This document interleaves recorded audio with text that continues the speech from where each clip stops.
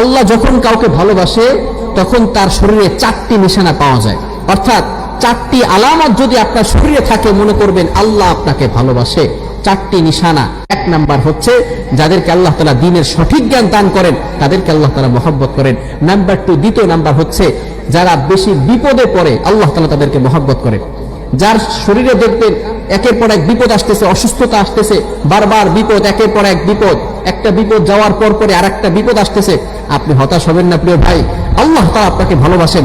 এই কোটি কোটি মানুষের ভিতরে আল্লাহ তাআলা আপনার প্রতি ফোকাস করেছেন, আল্লাহ তাআলা আপনাকে ভালোবেসেছেন বিধায় আল্লাহ পাক রব্বুল আলামিন আপনাকে বিপদ দিয়েছেন। মনে রাখবেন, নবীদেরকে আল্লাহ তাআলা বিপদ দিয়েছেন।